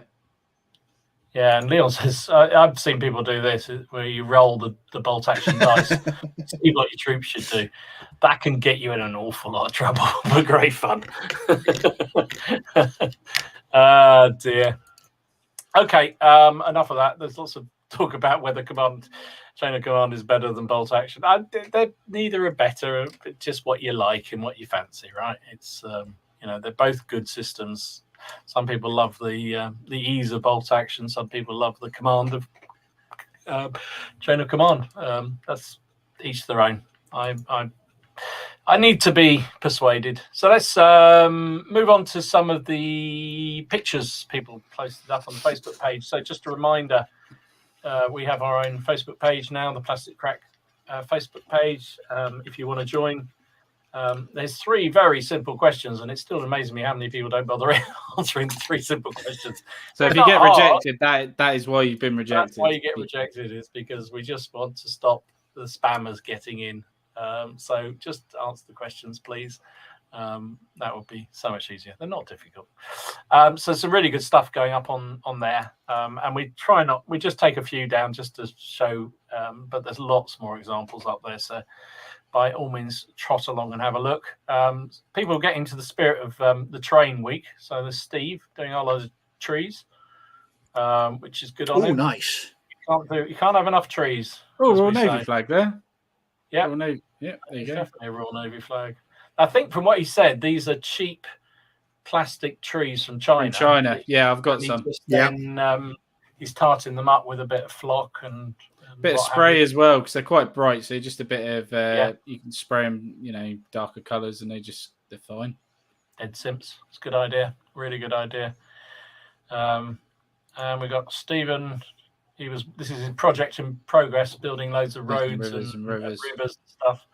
I think he was using one of the terrain books that you can get. I get a bit like that when you were showing Ken how to do things, and he's using Lord of the Rings stuff, rollers. So again, you don't have to spend a huge amount of money on these things. It just enhances the game, I think. But there you go. Ken was showing off. Look at that. That's sweet. That's his Red Legion. Nice. Last week we showed the Allies, which are the white guys at the top there. And this is the Roman Red Legion to go with them. So that is his total force. Look at that. That's a lot of figures. Oh, that's a lot of spears. That makes me moist. That is so awesome. Oh, please. Oh, don't though. Look at it. It's awesome. Awesome. Steady on, sir. Steady on. A bit of Napoleon. I do like a bit of Ancients. Just absolutely brilliant. Lewis showing off one of his Rebs. I do like him as well. That's a cool figure with the patchwork on his. He's really cool actually. On his legs, I like that. Cool, really nice. I have no idea what that is. Ken, you might be able to tell me. It's Lee's. I think it's something to do with men. 3rd edition. Yeah, lizard men. They're lizard men. Yeah, 3rd edition, but like they're lizard men. I don't know anything about that. But there you go. Very nice. Dead man's Somebody else got the Dead Man Hand bug. That's Tony. They look good, Tony. So there's some more as well here. I'll come down to the mid a bit. It's really cool stuff. I think Warren showed us some of his giants before, but there's Mr. and Mrs. Oh, yes. Absolutely awesome. I mean, look at these fellas. I mean, that's just awesome. That'll get us a PG rating for just watching that. I can't remember who put these on, but these look sweet. Look at that. They're Perry's, are they? I think they were Perry ones. Yeah, it looks like the Perry damage kill guide, doesn't it? Oh, this is Drew. Was it Drew? No, it wasn't Drew. It was he sent them to the podcast. Oh, this is Paul. Paul. Yeah. So Paul's sent us a few pictures to the email address. Some American paras there. They look sweet as well. Look at them. That's what yours need to look like, Ken. Oh, they're the infantry. They're infantry. Yeah, normal. Yeah. No, they're normal infantry. No, they are nice. They're very much better than I could do. Job with them, hasn't he? Yeah. And they look like some of the lancers you were working on as well. Yeah. Jesus. Really, really cool. He's copying you. Damn. Yeah, but he's doing a better job. Look at that as well. Talk about that's cool. versatility. I like that. I like the blood trail. That's blood smart. trail coming out the head. That is superb, isn't it? That's really good. Cool. And I'm just trying to find. Hang on, just 1 second. Let me just find. So Drew showed us this absolutely awesome. Yeah, man, this is really cool. Yeah, Rock's Drift. Yeah, amazing. So Drew sent these pictures. There's a couple of them. I'll show them in a minute. But he said he's been really enjoying the podcast and the battle reports online, especially the Napoleonics. As a teenager, I was big into 40k, and after a gap of 15 years, recently got back into wargaming. I've combined my love of Zulu with scale model making. What started off with Warlords Rock's Drift battle set in early January has grown rapidly, up to 200 Zulus now. 1.2 by 1.6 meter laser cut boards and another 68 to go. So bloody hell. And they look just amazing. Look at it. That is fantastic. Talk about decent terrain. I mean, that's just lovely, isn't it? And he's obviously built. I mean, look at that. That's he's just even gone to the effort with the bags, isn't he? Yeah, he's gone to the effort with the bags, isn't he? I mean, full marks to the boy. I love the fact he's just thrown it. And that goes back to what we were talking about earlier, building the scene with all the terrain and everything else. He's had that in mind and looks really cool. What else we got? We got Mark. He's a new member of the Facebook page, and he's got into the epic stuff. Really nice job there, mate. Thank you for sharing them. Going in with his union, isn't he? Yeah, he's definitely on the union. Really nice. And Tony has just look at those Vistula Legion Lancers. That equals nice. They are really sweet, aren't they? Yeah. Really nice indeed. And that's the commanders to go with them. Really cool. I always love doing this part. I love seeing what people are up to. I love it too. I think it brings. It's so cool to see all the stuff that people are working on, and thank you for sharing it. I'm sorry if we don't show every single one, but we get so many on there, but it's really cool to see the work people are working on. Really, really nice. Hang on, let me go back to some of the questions we got here.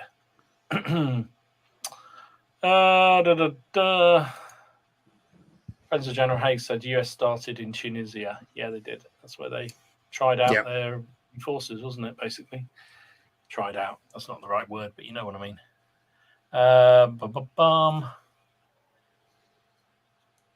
Julian says, "Why do you like muskets and tomahawks? Not played it.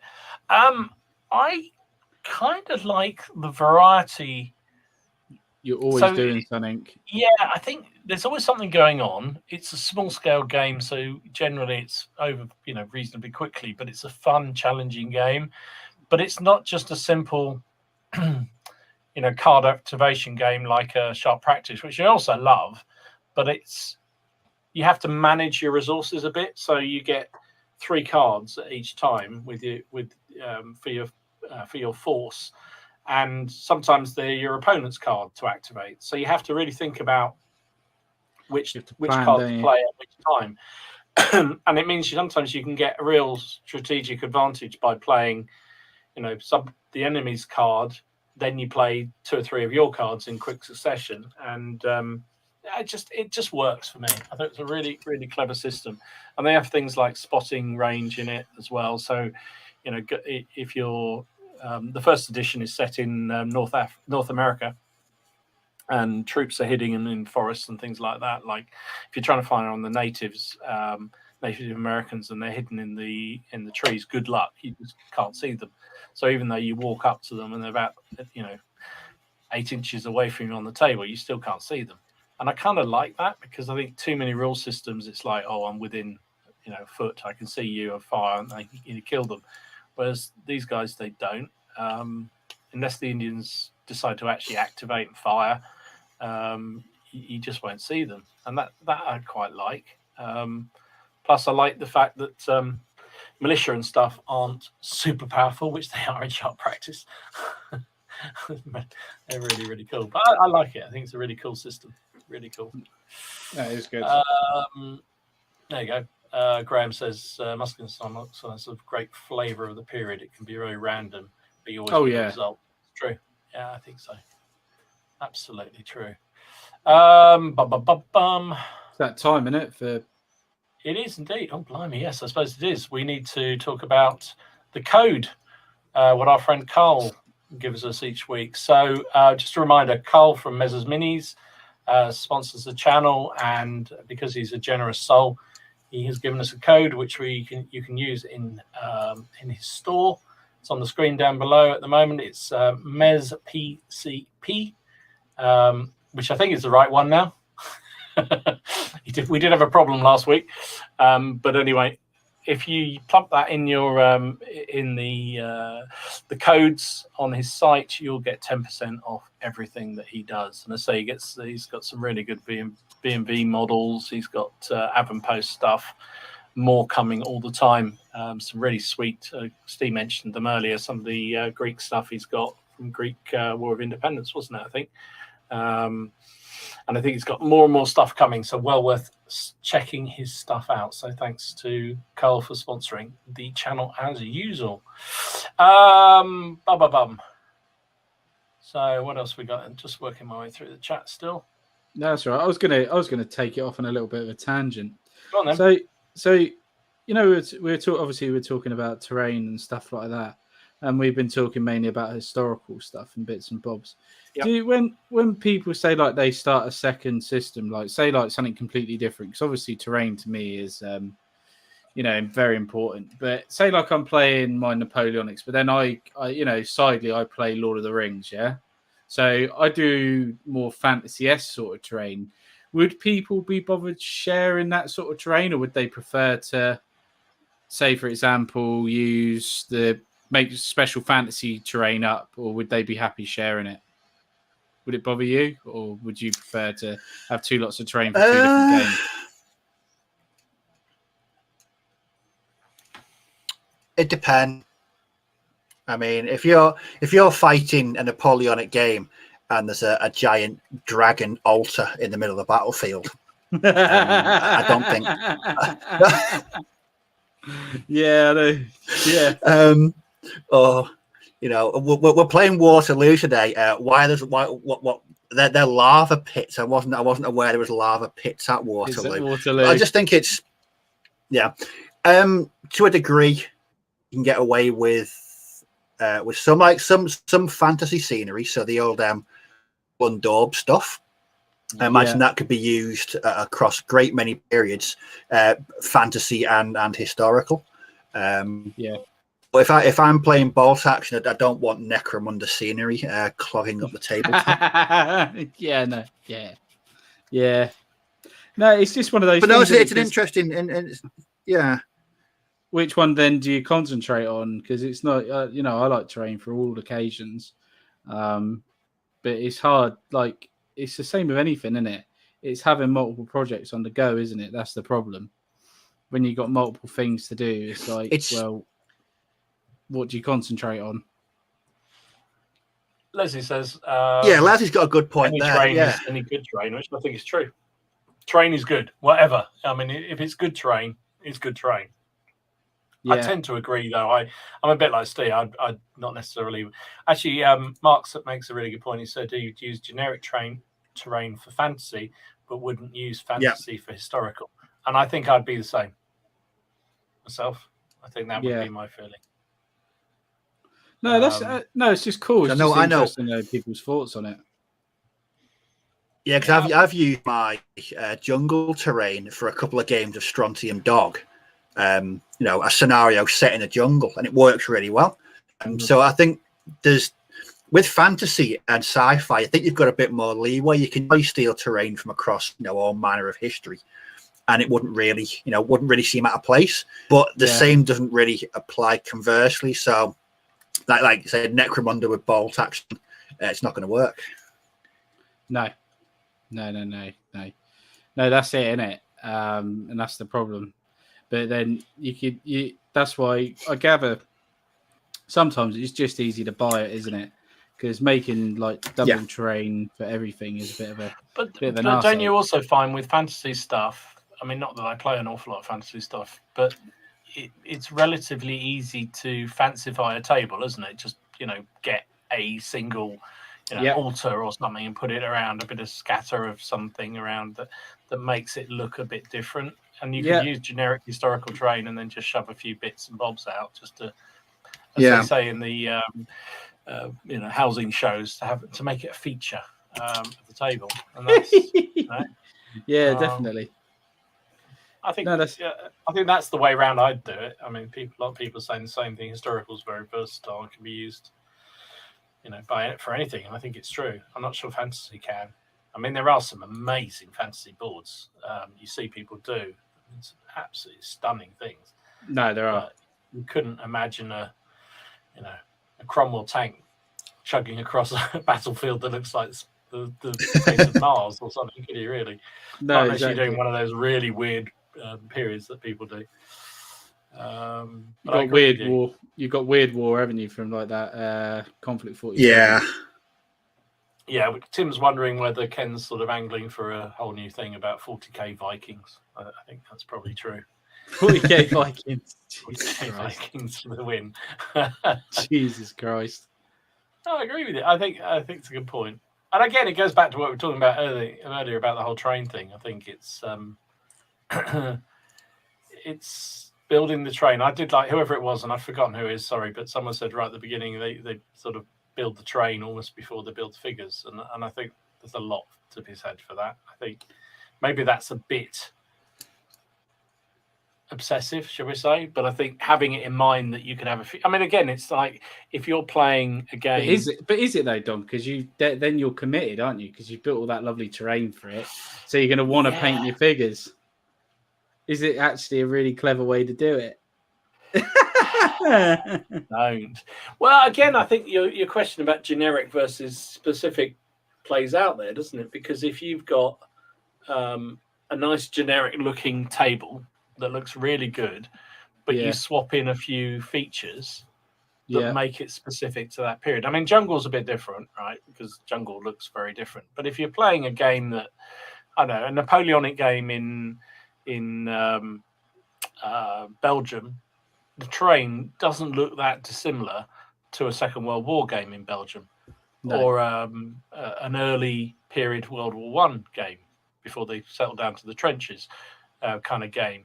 But you can put in like some telegraph poles or a couple of signposts or a more modern sort of building for the Second World War ones, and then for the Napoleonics you swap them out and put in a bit more Napoleonic type buildings, but it's the same basic board and the same terrain, same hills, all that kind of stuff is all the same. So I think, it doesn't necessarily have to be that daunting to build a table. You just have to add bits to it to make them a feature. That's it. It's a bit more different if you're doing the sort of amazing things that people, see. Oh, who's the guy in Japan who does all the fantastic bolt action buildings, and he even puts lights in them and pictures on the inside of the buildings. Absolutely James, awesome stuff. Awesome stuff. I mean, just amazing. And I admire people who put that kind of dedication in. So I'm not sure. There's the next one. Is people like that? Do they only play one game system? So do they have more time to? Well, yeah, that's very true. That's very true. Is that just our sheer fickleness? Well, we just play everything. We love doing. Being such a war game tart that we're jumping around from one period to another, it's difficult to keep up. Yeah, you're right. This is it, isn't it? Yeah, I don't know. It's an interesting one. Leon agrees with me. I'm only picking out the ones that agree with me, so it's all fine. Dom has the right idea. Maybe it's a generic terrain. just to make a few special pieces for the period you're playing. Yeah, I do think that's the way to do it. I think that's the only way to do it. Kubach says, "Hey chaps, working on the bank holiday, can't listen tonight," and he's crying. Ken, but your transfers are in the post. There you go. Oh, cheers, man. Sweet. Sweet. Oh, that's awesome news. Wrong one. Yes, one item. You could place an Aztec temple in Steve's jungle map, and who would know? It's true. Exactly right. And they would work, and the Aztec temple would work with the lizard men. Yep. Yeah, I think that's the way to go about it. I missed this one earlier, but Jeannie made a really good point about scaling things. So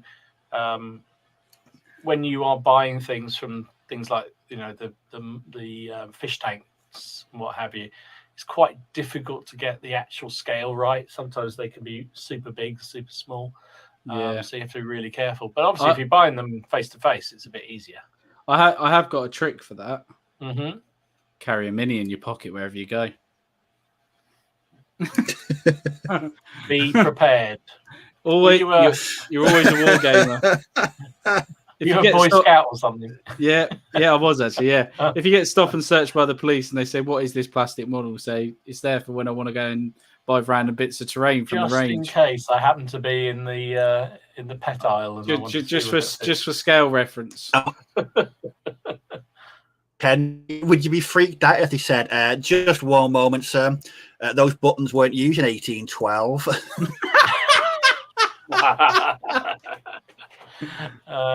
We all know Ken really goes into those places for basing material for his tanks. Yeah. Oh yeah. But it's true. I mean, I think, but you can work it through quite easily with, so you can take a figure along. That's kind of handy. Just compare it to the size. But if you're ordering online, just get out your ruler and have a look and see where it compares. Yeah. Oh dear. Scrolling back through some of these things, there's lots of discussion around terrain. So good jobs. Thanks, guys, for all the input on that. I think it's if anybody's got any suggestions for terrain companies that are worth taking a look at, podcast Facebook group, put it in the Facebook page if you can. If you're making something really cool, and stick it up there too. I saw a few examples of people doing some really, really good things. Love to see what you're working on and where your inspiration comes. And if you're really brave, do a video showing how you do it.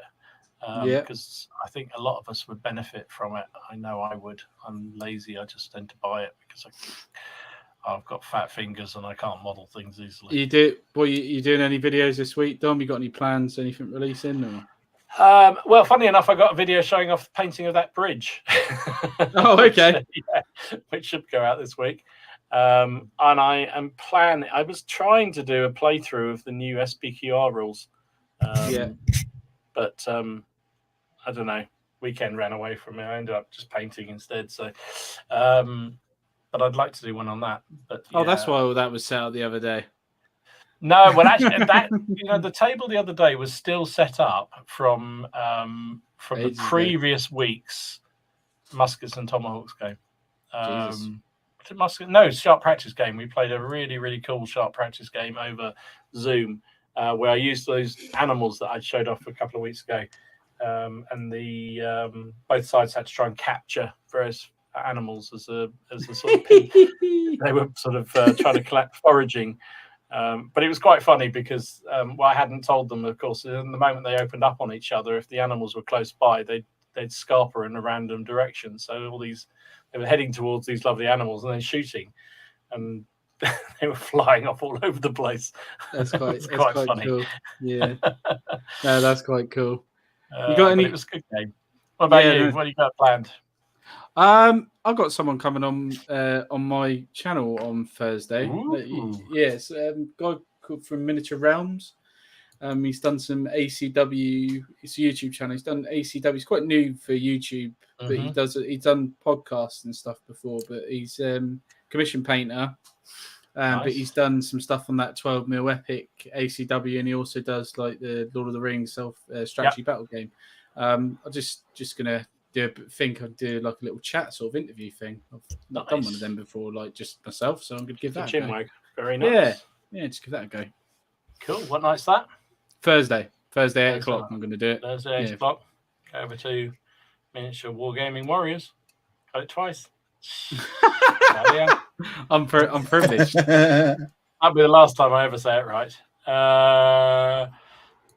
General Haig said he'd love to see a video about how to make videos. Video on how to make videos. Step one. So would I. Step one, concentrate a lot. Step two, think, what do people want to watch? Step three, go, grow a thick skin for all the comments you get about it. Yeah. That's the other one. Yeah. It's Leslie says he used to take models and paints on flights. Usually got some interesting conversations. Yeah, I know. I'm the same. Last time I went to America, I took a whole load of minis and in the evenings when you inevitably can't sleep, ended up making a whole load of models. Then I had to transport them back, which was a bit more interesting. There you go. What about you, Steve? Got anything on this week? What are you up to? I put one on today, which is my Polish Airborne showcase. Yes, all right. Nice. Made it twice because the first one was corrupted, and I swore for 10 minutes without repeating myself. But it was good. It was sort of a nice way to end that project. Just to say, look, here it is. It's all been put away now. It's all been boxed away and is now on the hobby shelves in the corner. So yeah, it's a good way of ending that particular project and finding something new. Superb. Which we're not going to tell. You're not going to tell us what that new thing is because you're a tease. No. Although I'm going to say, I've absolutely flown through these tonight. I really have. Quite chuffed. Good stuff. What have we got? Debris at War does some nice terrain, according to Lionheart. I'll check them out. Thank you very much indeed. Always good to know. Fugu Models does some awesome terrain. Okay. Fugu. I don't know. And Steve's got a suggestion for a topic. He said he enjoyed Rick Priestley's article in the new Wargames Illustrated on the history of wargame rules. What about Forgotten Greats? As a historical newbie, I'd be interested. That would be very interesting. Yeah. I'm not sure there are that many Forgotten Greats, though. I'm sure people in the chat will have an opinion about them, but rules tend to come and go. Yeah. Not necessarily historical, but yeah. It's I feel you're about to have a little dig at somebody there for a minute. I'm not quite sure why. I have no idea why. No. I was just thinking it. I was just thinking about like sci-fi and stuff, like good rules and stuff. Yeah. Like that. Speaking of forgotten rules, I had a video last week. I forget the name of the channel, but the dude was he's a Necromunda fan, and he was building gangs using so Confrontation, Necromunda, and New Necromunda, and just watching him go through the old Confrontation, setting up a gang that I did in the early 90s. My God, it brought back memories. That was a clunky rule set. Even just setting a gang up was everything was randomized. But it did. I've mentioned it quite a few times on here, but for me, Confrontation, it still holds happy, if disturbing, memories for me from playing in the early 90s. Good stuff. Dear. Absolutely brilliant. And Leslie makes a point. Perry's have got a walkthrough of their games room on their Facebook page. Yeah, I think I saw that a little while ago. We're hoping to get there. We were invited up to twice have a now game on their table. Twice now they've invited us. Yeah, so hopefully we might even do the show there one time from their room. That'd be really cool, wouldn't it? That would be amazing. Awesome. Anyway, I think we are coming to a natural conclusion. 2 hours is pretty much up. So thank you very much indeed for everybody who joined the chat tonight. Thanks for all the participation. Thanks for all the feedback. Hope you enjoyed the show. If you did, please make sure you come along next week. Is it you next week? Yeah, it's me next week, but Martin should be back. Hopefully, if he's back. Hopefully, Martin will be back, and hopefully, we can take the piss out of him royally. So yeah, just come on and sneeze at him. Just sneeze. Just ask him if he wants a. Just ask him if he wants a tissue constantly. Yeah, And meanwhile, we'll go away and hold Steve's toes to the fire until we find out what his secret project is. And yeah. we'll see you again soon. No. Thanks for watching. Stay safe. Bye bye. See you later, guys. See you all. Bye-bye. Bye.